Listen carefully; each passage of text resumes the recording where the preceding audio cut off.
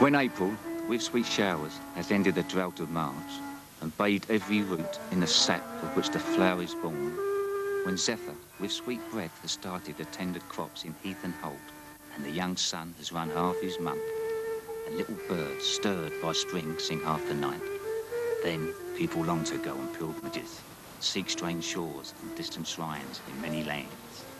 And especially in every shire of England, they wend to Canterbury to seek the blessed martyr who has helped them in sorrow and sickness.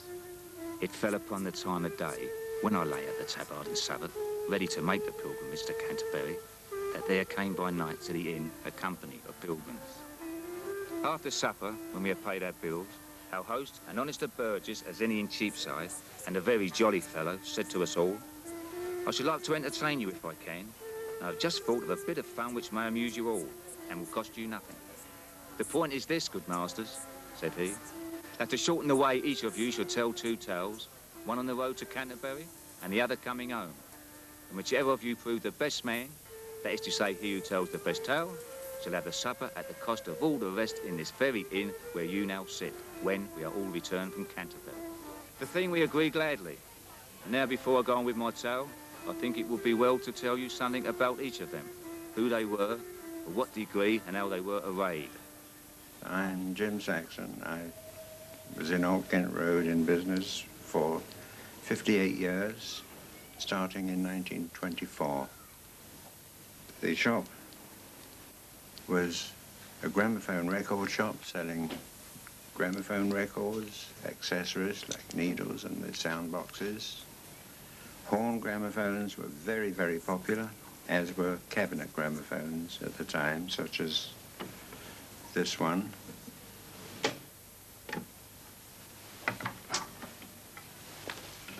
A four-spring cabinet gramophone which sold for about £19. The Rolls-Royce of the gramophone trade. It was, indeed. Please don't compare the sound of this with the sound of modern hi-fi, but for all that, it was excellent.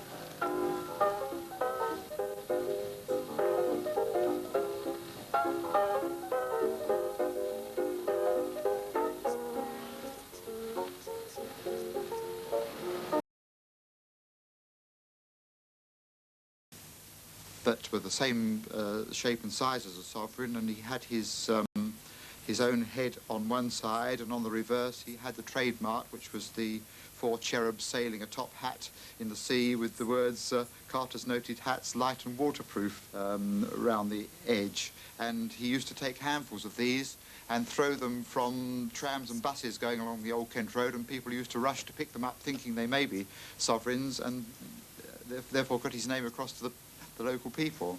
Well, there was a top hat, a large top hat in front of the building, just above the fascia, as it were, and at 1 o'clock every day this top hat used to rise up a pole and come down again to signal to the people that it was 1 o'clock and time for lunch. Well, I think that the word service, or certainly the word service is rather a dirty word nowadays. People don't expect service in shops, and if you try to give service, it costs you a lot of money. And as we didn't really want to change our policy, which we had rather an old-fashioned image, we decided that we wouldn't stay in the retail trade any longer after 1979, and so we had to pull out, unfortunately. We think there's a ghost here that we've nicknamed George at the moment. He keeps moving things about. I mean, like the other day, I was standing outside my office, I was fiddling about with something, and all of a sudden, some of these tyres, it just come off like that. It was about 8 tyres high, and it just came off like that, right? And for no reason at all. And it just happens every now and again. The water was turned off once, so I'm the only person that knows where the stopcock is. And I went to use the toilet, and the toilet wouldn't flush. And in the end, I found that the stopcock down in the basement had been turned off. Now, I'm the only one that knows where that is. And it makes you wonder, you know. And there's, like, at the top of the building, there's a room up there that you do get an eerie feeling in there. You know, it feels a bit cold. The upstairs part was mostly residential, and the managers used to live in the upstairs part of the building, and they were sort of, not flats exactly, but apartments where the managers and staff could live. We also had a tailor worked upstairs as well, used to make bespoke suits for gentlemen and even for ladies as well. Most of the employees worked all their lives, ain't it? 50 years service, 45 years service.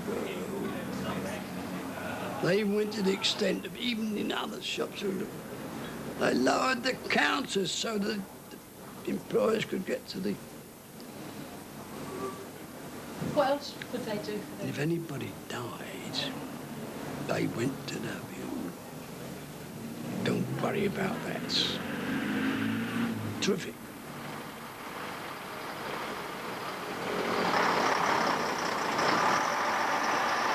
Boxers ready for your medicals, one at a time.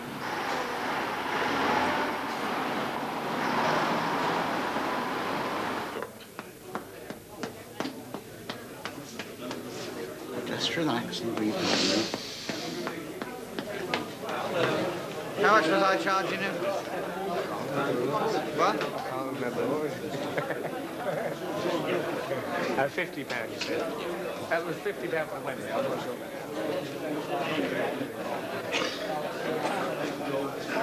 What is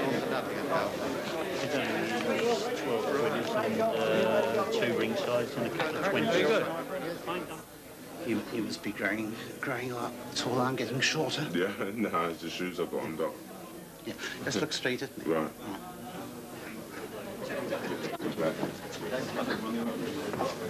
Okay, stand up there. 14 stone, 7 3/4. Jeff Jordan, 14 stone, 7 3/4. That's right. Hello, Frank. Hello, Frank. What do you think of that? about 16, 2, something like that. All right. Like this, he can't move the corner, he don't want to go. Just been examined. This minute. 16 stone 2. Frank Bruno, 16 stone 2.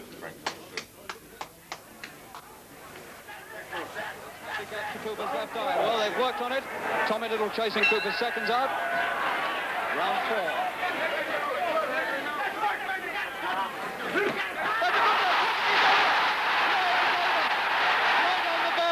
The bell has sounded, and he's up at about 3, Clay.